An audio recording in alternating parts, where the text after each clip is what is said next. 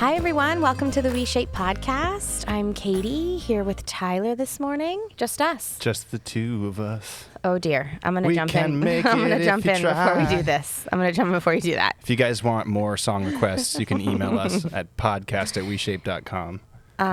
Yeah, you can subject line for Tyler only because you will not hear me sing on the... Maybe I have sang on the podcast before. Yeah, sometimes I Or think at it least comes listen out. to episode. Yeah. Well, I'm really excited. Today we have a great guest. We're going to have a great conversation. I feel so bad because he was here a few weeks ago and then we had major technical difficulties and we tried to work through it and it just didn't work. So we just surrendered to what was happening, and then we came back this morning and had more technical difficulties. And I said, I promise we've done this before, but we worked through them this morning, so we're ready to go. Is there anything you want to mention before we jump in? I feel like this has been a long-awaited episode, so let's dive in, and I'm really interested to hear what he has to say about a particular topic here. Okay, let's do it. So our guest today is Andres Ayesta. He's a sports dietitian and founder of Planos Nutrition with over 12 years of experience helping people transform their nutrition and lifestyle. He works with busy professionals and parents to help them boost their energy, improve their confidence, and show up as the best version of themselves using a personalized, evidence-based nutrition blueprint. With a bachelor's degree in nutrition and dietetics from the University of Southern Indiana and a master's degree in exercise science and sports nutrition from the University of Central Florida, Andres has earned numerous certifications, including Certified Strength and Conditioning Coach, Certified Specialist in Sports Dietetics, and he is a licensed registered dietitian in the state of Florida and provides coaching programs worldwide. To this date, Andres has helped over 650 clients to optimize their nutrition, lifestyle, and mindset. Welcome, Andres. How are you? Thank you. I'm doing wonderful. Very excited to be on the podcast, but at the same time, very excited that we got this to work and Yes. solve all of the technical difficulties today. So thank you for having me. Well, thank you so much. So I like to always ask our guests, like, how did you get here? What brought you into this field? Usually it comes from some personal journey, right? So maybe you could give us a little context into how you got to where you are today. Yeah, absolutely. Well, it's a long story, but I'm going to try to shorten it a little bit. I wanted to be a doctor, not a dietitian, when I started my career. I'm originally from a country in South America. It's Venezuela, and I grew up there until I was about 21 years old. When I was about 18, I got denied, or I guess I applied for medical school and I didn't really get in. 10,000 people applied to that school that I wanted to go to. It's very competitive. Only 30 people get in. Oh, wow. I got into I think 150. So it was good, but not good enough. So in Venezuela, the schools, that the way that they're structured, the School of Medicine have multiple different health allied professions in it, and dietetics or nutrition was one of them. And I was like, what the heck is that? Yeah. So I decided, it was like, this sounds kind of cool. So I jumped into it, and I just never looked back. I realized that I wanted to prevent disease rather than treat it. I also wanted to work with athletes at some point, and I figured, like, okay, I can be a sports medicine doctor, but it turns out there's a whole field called sports nutrition.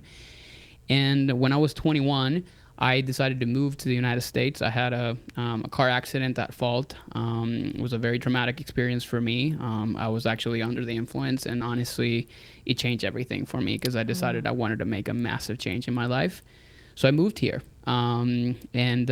Since I was 21, I'm now 35, and I just called the United States my home. And I kind of moved around a little bit, but this is where I built my career. I went to school to get my dietetics degree. I also got, work in some of the biggest, medical centers in Houston. And I started working with athletes at the highest caliber, NFL athletes, Major League Baseball players. And I work with some of the weirdest athletes that you've ever heard, like professional bassmen, fishermen, all these different things. And it was very rewarding and very exciting. But I figured I wanted to actually do more. I wanted to first have my own business. I didn't really want to work with teams, or I didn't want to work with, professional athletes anymore. It was still cool, but I kind of want to work with, people just like me, that they're just busy now parents. And they're just trying to juggle a lot of responsibilities. And I wanted to help them figure out exactly how to do that in a way that made sense for them. And that's how Planos Nutrition was created. Planos is a Spanish word for blueprints. And I like to think of us as the creators of a blueprint for your lifestyle and for your nutrition, and we do so in a way that is very personalized. So that's sort of like the kind of elevator speech of how I got here. And now I live in Tampa with my wife Jeevee, our son Maxie, and our dog Yogi, and he's 6 months. I was telling you guys about it, and the dog. Yeah, and here I am. No, I'm just kidding. I'm messing. The dog is 10 years old. And he looks like he's 1, but yeah, that's the story. I love that. So tell me about the clients who come to you. So when they're coming to work with you, what are they saying they want help with? Well, first, they're sick and tired of the whole yo-yoing and the whole dieting life that they have been on. And some of the people that I'm working with, they've been doing it for, 10, 20, 30 years. That's one of them. And the number 2, it's actually something that I relate to, is they have put their health in their back burner because they've been trying to focus so much on their career. They've been trying to focus so much on their raising kids, their marriage, and everything else, and their health just definitely took a back seat. And then it's not until years later when they realize, like, holy crap, what happened? And they have this like big aha moment, and they realize that whatever they did before is not really it's no longer working. Nor do they actually want to do it the way that they did it before to be quote unquote in shape. And they realize they just can't do it on their own, and then they need help. And that's how they come to us, and we try to figure out exactly what's the problem and how we can help them solve it. Do you notice something in particular, like, everybody or a lot of people that I see come in and they realized, that they were doing it one way and now they're doing it this other way? And what is the shift that you see happening? Was it that they were just searching for a number on the scale and they switched their intention? Like, what was the thing that they were chasing that wasn't really serving them? One is definitely the number on the scale and kind of the relationship that they created with it. 2 is they're looking to become the person that they once were. And the reality, and what I always tell them, is that was a different chapter in your life. You living in a new one. So a lot of times they're just really trying to reminisce on the time that they were in the best shape of their life, that they were at X weight. And it's funny because at some point, when we're having conversations like this, I always ask them, okay, let's just kind of talk about weight for a second. So when you were at that weight, were you happy? And usually they'll go back, it's like, I think I was. It's like, think very, very well if you were. It's like, well, you know what? I actually was not really comfortable there. I was like, okay, so you never were happy with the way your body looked or the way that your weight or whatever weight you were at. So, but you're still trying to kind of be at that point. And it's like, I could give anything just to be at that point again. It's like, exactly, but you were not really happy there. Just, it's a different perspective. So I typically see many people that they're sick and tired of being on that, because usually what got them there too is like they were just in this like constant cycle of like, let me do something extreme restrictive, let me work out 3 hours a day, all these different things, right? And it got them to the goal, and then they stopped. And what happened is just they turn into this like never-ending cycle, and they just really, people come to us because they're really trying to jump off of that mill that they were on for years up until this point. I think one of the things that's really interesting is that people don't even, and I was a part of this, so I know this, like that they don't even realize they are a part of that. It's just like, I think we have the perception that if I do it this way, okay, I'll do paleo. Okay, well, then I'll do keto. Okay, well, then I'll do Weight Watchers. Okay, then I'll do this program. And it's like they think that because they're changing the methodology that the result will change. But it's like the result doesn't change. And I think I've told you before, because I was on your podcast as well, but we used to be a body transformation company. Boy, have the times shifted. But we would see, I don't know, thousands of people lose a ton of weight and have tens of thousands, like a lot of body transformation happening, and no one was really truly satisfied. And we've had professional models, professional athletes on the show, and they're like, oh, I was miserable. And so it's like, if my wish is that I could just like snap and wake everybody up and say, the thing we're all chasing isn't even real. It's not even real. It's like, if you can't learn to cultivate self-worth, acceptance, appreciation for the body you have today, it actually doesn't really matter what your body looks like, because that's not something that shifts with that. It's like a mindset. It's not the actual physical body. Is that what you find in your work too? Yeah, and I think it's one of it is, you know, I always like tell people, it's like, well, first off, like, I understand where you're coming from, and it's not 100% your fault, mostly because it's the standards that society have created for years, really, that put them into this, like, this is the mold that you're supposed to be fitting in. And I'm from a Latin American country, and one of the things about our culture is, like, you know, beauty. It's I mean, it's something so important, and families and everything else. I don't think there's a time that I went to my grandma's house and she even said, "Wow, you look great." It's either you're too fat or you're too skinny. It's either you need to eat more or you need to eat less. I go to, like, my wife's going to kill me if I say this, but I go to my in-laws, right? And I, bless their soul, I love them, right? But then they're constantly feeding you, right? But then at the same time, if you're just kind of like, you know, they don't really look at you right, then it's like, oh, you're eating too much. But then at the same time, they're feeding you, right? So it's this very contradictory type of culture that we live in today. And that it creates that narrative.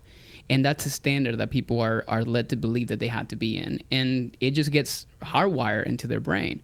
And to your point, people are becoming unaware that it is actually a problem. Yeah. And, you know, they just live like that. And there's so many people that we talk to that they're just not ready for a change like this, because they're just not really choosing to see that as something that is wrong, or that's something that they need to change or fix. And again, it really comes down to mindset. And in my years as a dietitian, when I go to school, they teach you how to manage, you know, like nutrition, really like meal planning, all those different things like that. But they don't really teach you too much about how to really get into people's brains and try to start to understand what is actually going on inside of them. And after years of psychology, my own personal journey, my own therapy journey, and all those different things, I'm realizing there's a lot of really covered wires inside of our brains that really drive every single one of the decisions that we make around food, around our health, around our fitness, and how we see ourselves. And that, when we start to kind of uncover, imagine one of those, like, you know, like the electrical box, and we open them up, and it's like, okay, now I can see them. Then we can start to reconnect them and cut the ones that we need to be cutting down. That's well, cool. It Can I say reminds. something real quick Okay, before we get too far past what you said? Because I feel like it was so important, and you said it, and we kind of went past it a little bit. It's somewhat easy for people to understand that comparing themselves to, you know, society's like idealized figures is a little bit of an erroneous notion, right? Like, so if I'm comparing myself to like this supermodel or whatever, I can probably rationalize, okay, maybe I should stop doing that. But you said people come in and also compare themselves to their most ideal version of themselves that they remember in the past. And I see this happen all the time. And I try to tell people over and over again, comparison is the root of suffering. And so much of our suffering is generated by saying, well, at one point in my life, I was like this. And I think that the start of that is like accepting that where you are now is where you are now, and trying not to come from that place of, I got to get back to there, because as you guys both already mentioned, it's not going to bring you any true happiness. So I love the fact that you're bringing awareness to people's comparison of their most ideal version of themselves that they remember, and saying, hold on, like, don't even look at that. Let's move forward. Let's focus on where you're at right now, instead of let's try to get back to where you were. And I also love that question that I think everybody should ask themselves if they're comparing themselves to themselves is, were you really happy back then? Because most likely you weren't, or most likely there was days you were happy and days that you were upset, and that's probably the same right now. So I don't think it's the same thing. You know? Well, I also, when you were talking about how, like, when you go home and in your culture it was like you're either too fat or you're too skinny, it reminded me of when we first started WeShape. I had everyone on the team. I asked everyone to go home and connect with the 2 or 3 women that they felt closest to in their life, whether it be their partner or their grandmother or their parent, and ask them what their relationship to their body was growing up and into this day.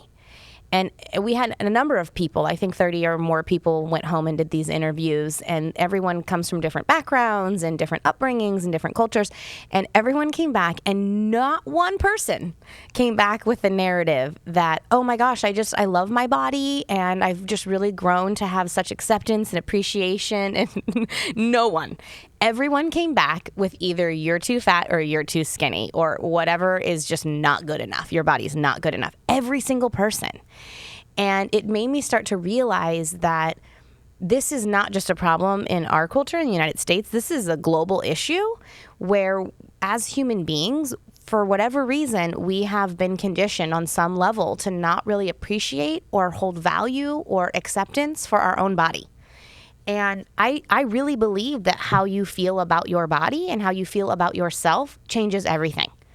Because if you feel like you can connect with yourself in a meaningful way, and even if it's not, I'm also like, this is a good time to bring up this like body positivity movement. I think that's an incredible movement. I keep doing that.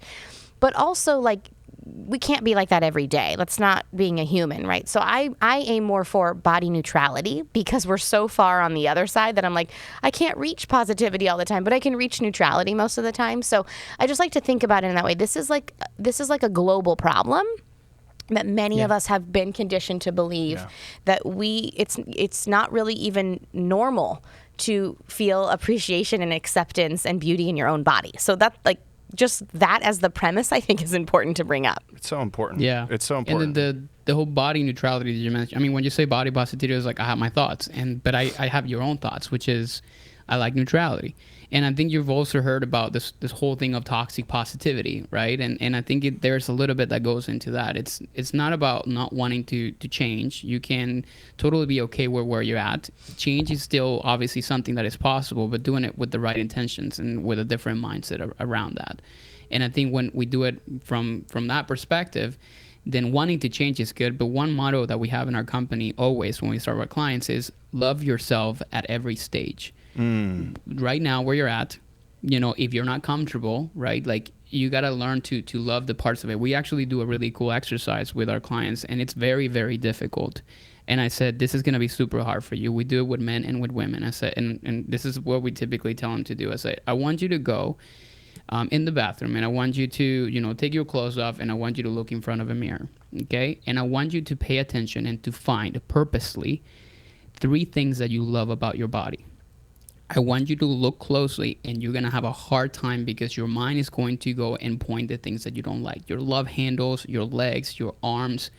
You're going to do it with a different intention. You're going to find 3 things that you love about yourself, and you're going to say it out loud, and you're going to say, I love my pinky toe. I love my hair. I love my nose. Whatever is the case, because usually that's where people typically go to, because from here to here is usually where people have a lot of insecurities around. But that's a start, because they start to look at their body with a different lens. And when you do that, then you start to shift your perspective, and you start to see, wow, I'm worthy. Like, I actually have a body that allows me to do certain things. And that starts to change a lot of things. That starts to change that hardwiring that it's like ingrained in their brain that tells them all these things that are wrong with them, because they just simply cannot see what is actually good and what they actually like. Hey there, if you're enjoying the WeShape podcast and you've heard us talk about WeShape before, then you're probably thinking to yourself, hey, what is WeShape? Well, at WeShape, we create personalized at-home workouts for every single one of our members. These are workouts where every single movement is customized to you to help you connect with your body and care for your body in a much more meaningful way. We also have a community of people there to support you, to help uplift you as you examine your beliefs, set new intentions, and again, start showing up for yourself as an act of self-care rather than trying to do your workouts as an act of self-judgment. And hey, if you're a fan of the podcast, we also do a live podcast discussion group on Zoom, as well as other Q&As, as well as free challenges for all of our members to help you get motivated to actually start taking action to caring for yourself so you can feel better in your body and about your body. So if you want to try WeShape for free for 2 full weeks, go to WeShape.com/podcast and you can get started today. I love that. We ask people to do the same thing as a part of WeShape, and we run these feel-good challenges, and that's a part of a lot of the discussions that we have in these live calls. And one of the things that's most interesting to me is that it's incredibly difficult for people to do, because like you said, there's so much attention and time and focus spent on what you hate about yourself, and almost no reps of practice on like, what do I like about myself?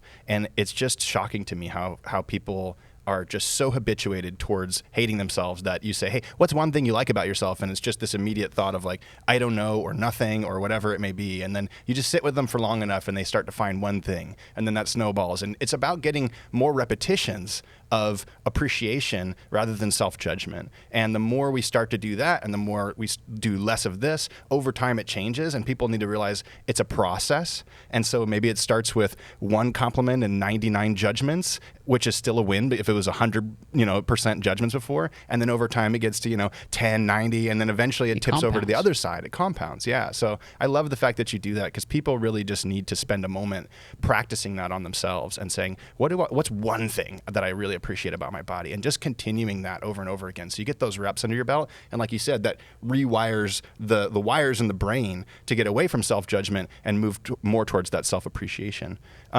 So I have a discussion I definitely want to hear about. I remember this is what we were probably going to talk about on the last one. And I know this could be like 10 podcasts, right? But you talked about people coming in and they were really stuck in this yo-yo mentality, right? Like, I'm going all in on this and then blah, blah, blah. We talk about that in WeShape as like 1 step forward, 1 step back, right? And it's usually because people do too much too fast, and then they can't sustain it, and then they go back to where they were, and they do this for decades, right? And they feel like they never make any progress.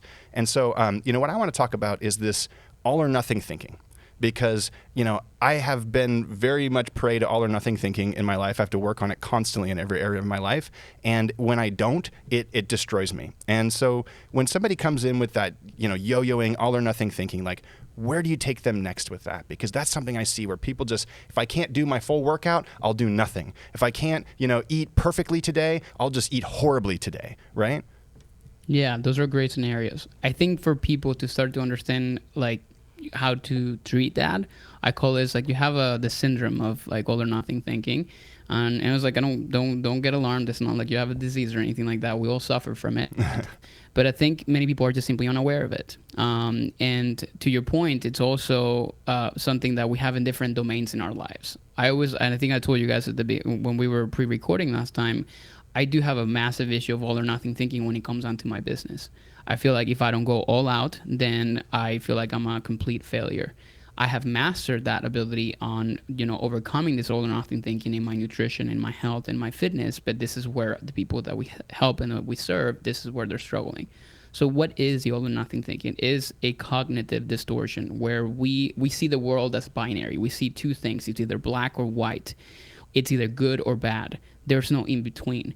And the typical mentality of a person that has this all or nothing thinking is, if I haven't done everything, I have not done anything.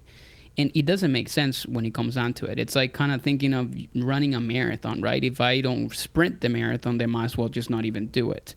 It doesn't make sense. You get tired. And most people that have an all or nothing thinking sometimes can become very successful because they have the energy to do it, but they cannot do it and put in the reps as for a very long time, and they typically burn out. Mm-hmm. In nutrition and health, the all or nothing, it's you mentioned it yourself. It's if I have the typical scenario, it's like, hey, it's 5:00. I need to make a 5:30 WeShape class, and if there was traffic, it's already 5:40.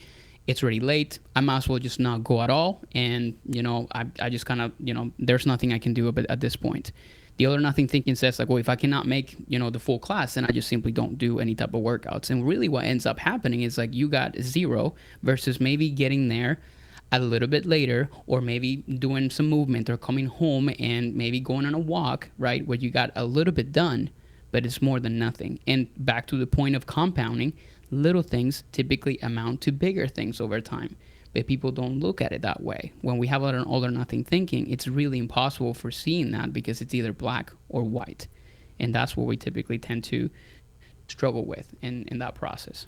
What's the reality, though? What's so funny is, we talk about this a lot on the movement side of our business, is, I'm like, hey, if you don't have the time to do something, like just do something simple, right? Like if you stretch your hamstrings today, like it's awesome and you'll feel better because of it. If you drop into a squat and hang out there for, 30 seconds, 90 seconds and open up your hips, it's amazing, right? And I think that the more we build in those habits to our life where we're just like, hey, I've got a little break here, I'll just like kind of move my body a little bit to feel better. Like those little things, if they become habitual, they compound over time and you feel so much better. You have more mobility, you have more strength, you have more body awareness, more connection to the body. And it usually takes, a minute to do these types of things throughout your day, right? And so, But think about the message we've been delivered. oh yeah, You want to lose weight. That's why you're doing this. Hour of so cardio, if you do 5 days 5 a minutes week. or 10 minutes of movement, that's not going to make the scale do anything. So don't do anything at all. But if we come in and we say, actually, my intention is to connect with my body and develop a better relationship with myself, and I just want to feel good, then 5 minutes of mobility is amazing because that does help you feel good. But if you're going in with the narrative of my only reason why I'm doing this is to lose weight, then you can't achieve you can't achieve that in 5 minutes, right? And so it's like it's already a setup for just quitting. yeah. So it's like for that's sure. why we preach so much around intention. Like I know that it's hard to get off that hamster wheel of weight loss, but just try it. Like I like to ask people, like, how has that worked over the last 10, 20, 30, 40 years? Okay, it hasn't. Great. What does it kill you to try something new for a month? What if for a month your intention was, I just want to like connect with my body and move and feel a little better in my body? That intention, of course you'll do 5 minutes of movement that day, right? But if your only intention is to lose weight and think that, oh, the scale has to say this, then of course you're going to ditch the 5 minutes. So it's all about like, why are you doing that? I think that's the most Yeah. important part. So important. But I think it also, the problem that it's a societal problem as well, is that we're like the most impatient that we've ever been in history, right? Fact. So I think, and I mean, we get tired, we get upset whenever, the Amazon package didn't get delivered like overnight, then, or they didn't get here between 4 o'clock and 8 o'clock in the morning, like it said, right? We all suffer from that. Yeah. And, when mail in the past, it used to take a week for it to be delivered, right? So we live in a different kind of times. And I think that lack of patience in anything that we do also translates into the things that we want, and we want them fast, right? And I think this is why it's a like multi-billion-dollar industry like that is weight loss, is because, I think it's like the race of trying to figure out what is the company that can deliver the fastest results, because that is the one that is going to make the most money. And that's unfortunate, and that's obviously the culture and the narrative that gets deposited in people's brains. And when you think about it, when you're completely oblivious of really how the body works and all those different things, you don't understand it, and you're desperate, and then desperate people do desperate things. And that's a problem, because they're just not using the right resources, and usually all those diets, all those things are all or nothing, because they tell you the instruction sheet, this is all the things you need to check off. If you don't check all of them off, then you are probably going to fail. And that's the mentality that everybody's had around that, and that is the problem. And that's what we need to switch, and we need to change. And there are ways to do that, and that's obviously what we need to figure out, how to rewire the brain around that. Yeah. What did you say? Desperate people do desperate things? Is that what Desperate you said? Desperate people just do desperate things. Yeah. And it's funny. Isn't that that's funny how the desperation is rooted in self-judgment, which is rooted in the society that we're bathed in the first place, right? I find that so Yeah. interesting. So, I Yeah. mean, now that you've talked about, the black and white thinking, like, and I think that always I feel like the answer to anything is like awareness is like the first step, right? We have to understand that we're in a society that's teaching us to judge ourselves. We weren't born that way, right? We have this black or white thinking. We are super impatient. We want everything as quick and easy as humanly possible. So if we can have an awareness that this is truth, we believe that this is truth, and we realize it's not serving us, we can change those beliefs, and we can move towards something that actually does serve us. So what is it that you do with those clients when you notice this mentality, you bring them awareness? How do you make that shift where you go, hey, most of life is gray, it's not black or white, right? How do you get somebody to understand that and start making steps with better intention? There's 3 things that we do. The first thing is, we call it the 2A framework. 2A is into like the letter A's: accept and adapt. So when something doesn't go the way you want it, you accept the fact that it's a reality, right? And you can also ask yourself, is this something that I can't control? Back to the scenario example of like, I'm going to be late because there's traffic. Accept the fact that there's traffic, and accept the fact that you're going to be late. How can you adapt that situation? If you originally had a plan to go and work out at 5:30, but you no longer have that because there's something outside of your control, you can adapt the situation to something different. And you can say, I'm going to be late, and I still may be able to get home and go on a 15-minute walk and feel good, instead of feeling, bad that I didn't really kind of make it to the class. I can, let's say, for example, I'm exhausted, I don't really want to cook anything, I just want to order out. Well, I can still make better choices when I'm ordering out, instead of throwing everything out the window. accepting and adapting, it's a really good way to kind of give yourself some grace and saying like, okay, like it's fine. This is happening, right? How can I change something? And it starts with awareness. I think the biggest problem that many people have with all or nothing thinking is like they're not aware that it's actually happening. So that's one thing that I like to teach our clients: accept and adapt, and always really stopping for a second when you kind of get stressed out when this is actually happening. This happens to me, and usually my wife is out there to kind of like give me the nudge and says like, trigger moment, what's happening in your head? Let's take a break. Let's take a step back. Accept and adapt. What can we do? So that's number one. The second, it's self-compassion, which is talk to yourself in a nice way. And I always say to people, all of our clients, talk to yourself the way you would talk to your best friend. So imagine in a moment, right? Like you're going to be late for your workout. The things that are going inside your head is like, I'm a piece of crap. I'm not going to be able to, I'm never going to be able to lose the weight, or I'm not going to get in shape, all those different things like that. Failure. Imagine you're a failure, right? Imagine your best friend telling you all this and saying like, hey, Kate, I'm a failure. All those different things are happening to me. And like, you think your best friend is telling you that, you're going to be like, yeah, totally. You are a piece of crap. Like you're totally going to fail. No, you're going to be like, hey, take it easy. You're doing great. Look at all the things that you're doing. Imagine if we start talking to ourselves that way. And that's obviously one of the biggest problems, because we're so self-critical of ourselves. And self-compassion is the reframing of not talking to yourself this way and saying, hey, you're making an effort to go to the freaking gym, right? That counts for something. That tap yourself in the back for it. And you can also, again, go home and go on a walk, because you can do it and it's going to make you feel good.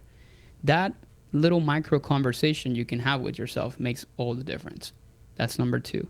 And the last one is celebrate the small wins, which is something that we don't ever pay attention to. We only celebrate the big scale victories. We only celebrate that, the big transformation. I'm sure you guys remember those days when you were doing that, right? Like, look at the before and the after. Yeah. This is the big win.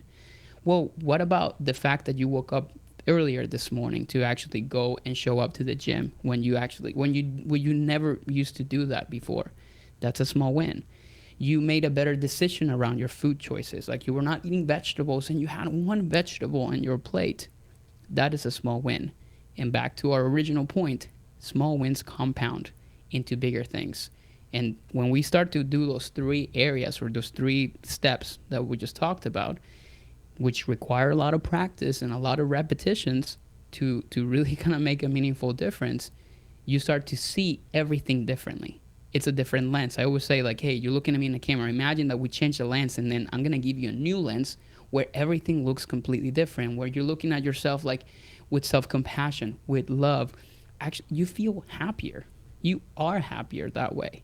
You're not frustrated all the time. And that's when you notice that there's a mindset change and a mindset shift happening, which is one of our big pillars of our programs that we teach. That is a big aha moment that you need to have, and you're going to notice it, but it requires time. And talk about, when you're saying that, like talk about a long-term sustainable shift, right? These diets, these programs, all these things that we've tried to like get that number on the scale, we can all agree they're not long-term. They don't focus on, there's not, at WeShape we talk a lot about what is our intention behind everything we do here. And we say it's the people first. The profit has to come because we have to be able to pay people to work here, but it's second. Like, I really, truly believe that we can design a product and a brand that serves the human being behind it. And I think that both can happen. You can have a successful company and have the best interest of the human at the same time. So we have to understand that the old methodology, the programs that are focused on weight loss and body transformation, they don't really have your physical or emotional and psychological well-being in mind. It's not sustainable. The types of changes that you're talking about are sustainable. They help you connect with yourself. They help you feel better in your body. They help you cultivate more self-worth. Those are things that are going to last for the rest of your life. reaching a number on a scale is not a sustainable goal. So I really appreciate the work that you're doing, because this is the kind of narrative that needs to shift in our culture. These are the types of things that I feel are so much more meaningful. But the more people that do it, the less that we care about the old narrative. So I just want to say I appreciate so much the work that you're doing with your clients. And before we wrap up, I've been wanting to ask, like, is there something you used to, I mean, you've been in the fitness space now and the health space for a long time, and there's so many different stories that we believe along that way. Is there something that you used to believe or used to think that you no longer believe or think anymore that has offered you some freedom and some liberation? Yeah, I've been thinking since you asked me earlier about that question, and I think looking at my life and also the trend, the mindset and everything transformations we created with our clients, I think the biggest thing I've learned, and it's a big shift that it's created in my belief system, is happiness is not found in the destination, but in the journey. And I think we're all part of it. We're all living it. I always say that I never stop working on myself, and none of us should ever stop working on ourselves until we hit the grave. And I think that's one thing that I changed, because I think I grew up in this, again, like being in a third world country of accumulation and success and coming here and pursuing the American dream and all really what that entails. And people just focus so much in like the pursuit of what, right? Instead of like actually enjoying everything that happens in the day-to-day of that process. And I think right now that I have a son, I'm being more aware of that. And that is definitely something that I have completely shifted. And I think it's also, also kind of translated into the way that we coach our clients. And people are happier that way. I'm happier that way anyways. I love that. Thank you so much. powerful. I think that can really help a lot of people for sure.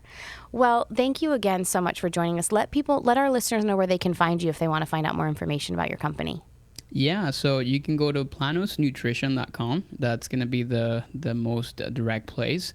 But we're very ever present in social media. And if you go to my account at Andres Ayesta, this is the place where I personally manage that. And you can have conversations with me, or you can just kind of check out some of our content. And we got some freebies and things like that you can also check out and download if you want it as well. Amazing. Thank you so much, Andres. We really loved having you on the show, and we hope to connect with you again. Yeah, remember to enjoy the journey, y'all. Yeah, I love that Thank you message. so much for having me, guys. Thank you. And if you want to get in touch with us, you can always email us at podcast@WeShape.com. And if you're new to our community and haven't checked us out yet, don't forget to go to WeShape.com for your free 2-week trial at WeShape. And we will see everyone next week. Bye, everybody.